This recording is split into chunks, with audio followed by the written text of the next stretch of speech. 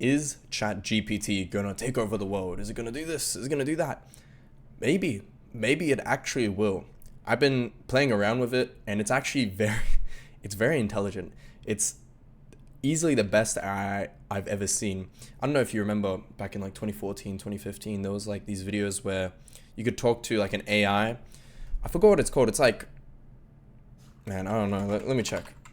It was this. I remember I used to watch this YouTuber, the Gaming Lemon, and yeah, this AI Cleverbot. That's what it was called.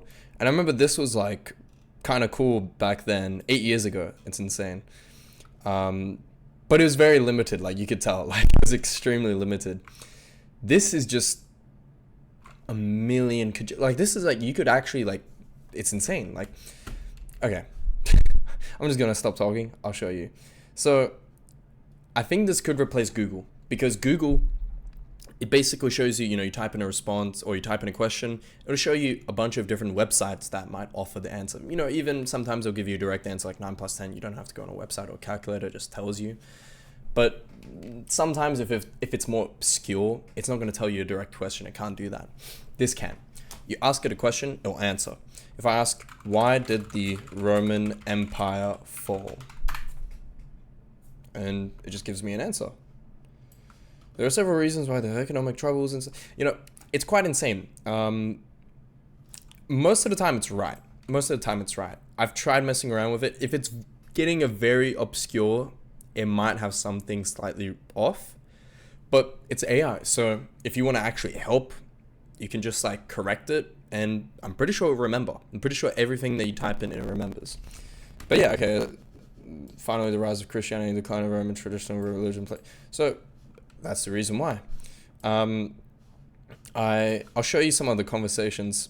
So it even knows other languages. I was typing into Hungarian, it responded in Hungarian. I said, how can you help me improve my Hungarian? And then it told me a bunch of ways I can improve my Hungarian. I started talking to it in Arabic, Assalamu alaikum. It responded, wa alaikum salam. That's insane.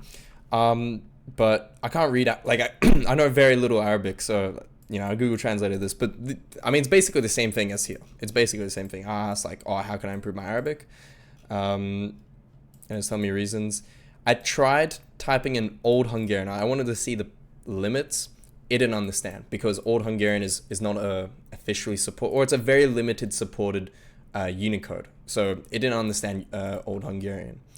And then I also typed in Arabic, but this was just gibberish. I literally just like was mashing on the keyboard and it said the same thing. It's gibberish, or in a script or a language I don't understand.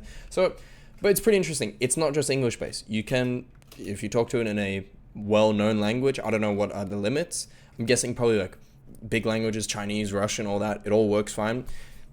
Maybe once you start getting more obscure, like, I don't know. Hungarian is kind of an obscure language already, so it's pretty interesting. I'm guessing it depends on how much data there is, because I think online there is enough Hungarian data where you could teach an AI to speak Hungarian, but probably very rare languages, or like just languages that don't have any data on it, like probably can't talk to it in like biblical Hebrew, or like anything like maybe Syriac. I don't think it would be able to understand Syriac, because Syriac again is a pretty obscure language, but again it depends.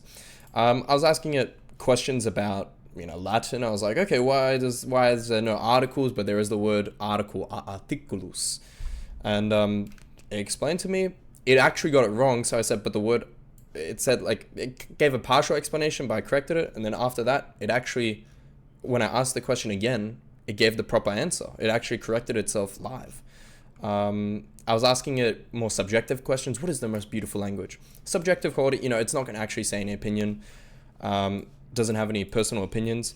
I think it is limited though. I think when this AI first came out, it was actually insane. People were asking it how to make pipe bombs and all these like illegal stuff, like how to make SQL injections, so basically like viruses. And it'll tell you, because they didn't limit it. However, I think it's limited. Like if I asked it right now, make a SQL injection, it's probably going to say, I'm sorry, I'm not able to, yeah, it's illegal. So there are limits now. There are limits, but it's still pretty cool.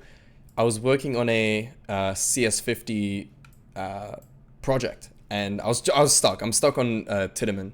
Tiedemann, genuinely like the hardest week, like week 3 so far.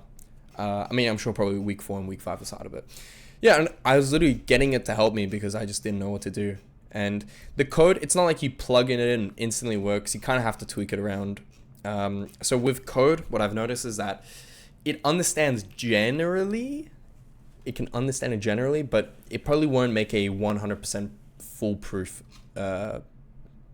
like code. So you do need to be careful with it. Especially, I feel like it's likely that if you're working with languages that are more, so like C, like this is C, but if you're doing something that has a lot to do with memory management, I probably wouldn't trust it 100% to manage your memory. Unless, I mean, I don't know. We'll see. But I'm not that good of a programmer. I don't really know that much about programming still. But I have a feeling that it wouldn't create the safest code. And that's based on the fact that I was asking it to make bash scripts. It can actually make bash scripts as well. I made it, what is this? Create a bash script that, oh yeah, so this is actually something I needed. Is that unmount and mount drives. And produce this monstrosity. When I started kind of playing around with the script, what I noticed is that like it's just not like very safe. Like for example, this is one of the scripts that it made is it's basically to mount and unmount drives. So all it does is it looks at what drives are connected. So right now it's SDA A, B, C. These are actually my my SSD hard drive and my SSD. I don't have a USB plugged in. If I was to plug it in, like, so okay, here's the thing. Yeah, so if I was to plug it in right now, so I got one right here. If I plug it in, it'll show up. The thing is, so SDD, I can enter and then I can type my password in, yada yada. The thing is, and although it's like, it doesn't actually do anything, but if it did, it could be bad. If I press escape from here, I don't actually select anything. What happens is that it just automatically tries to unmount SDA. Or I think, yeah, I don't know, like, it's just a little bit scary. You could unmount your actual hard drive, your SSD, and just your computer just glitches or gets destroyed. So it's a little bit dangerous. So you need to be careful. I'd make sure you understand what it's going to do. And yeah, but it can do stuff. I asked it to make a script that basically produces the price of a cryptocurrency. Just, what did I say? Yeah, just of cryptocurrencies. And it does. It genuinely does. If we copy this line of code, actually wait. So we'll copy this. We'll paste it into the terminal. We'll copy this line of code. Paste it in. Okay, it doesn't work. I remember like I tried to get it to work. Some didn't. Some worked, some didn't. It was a hit and miss. Yeah, this one, I was trying a lot of different things. So okay, that one didn't work, but most of the time it produced some pretty interesting things. And I think how it can be used in a very productive way is that I would actually recommend that if you're, doing stuff that could benefit from it, use it. Why not? If you're making websites, why scratch up the whole HTML template? Let's say you want to make a website.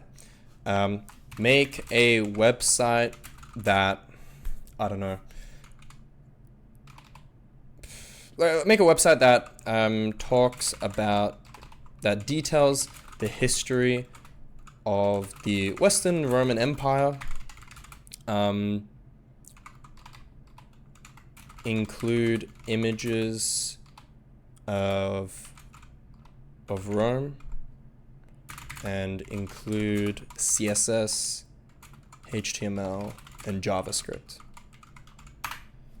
And it would, oh, what? Oh, okay, wait. Okay, so I think maybe they removed this, or maybe they limited this as well. Or maybe, yeah, I don't know. I mean, it's producing something. It says that it can't produce a website, but it can give CSS. So, I mean, again,